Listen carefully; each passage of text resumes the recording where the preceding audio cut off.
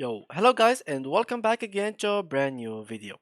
In today's tutorial, I will show you how to work out with percentages in Microsoft Excel.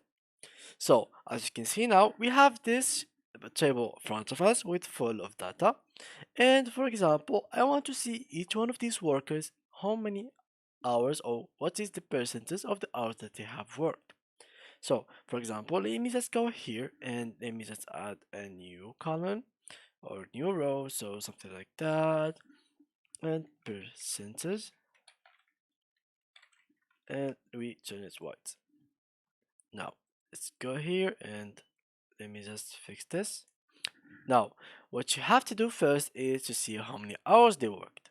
So now we need to see the total of these hours. Basically, how to do that, you can just go here and write total, and as you can see, if I selected all of these rows or cells, I will see here the sum of all of them. So now we have 334. So I write here 334, which is the total of the seed.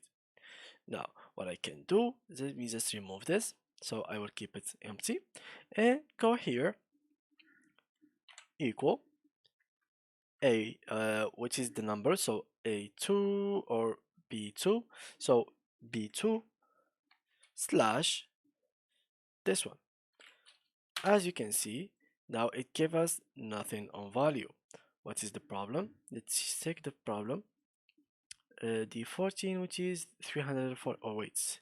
I think we've done something wrong, which is gonna be something like so. Oh, not B, it's actually D2, which is this one, slash this one.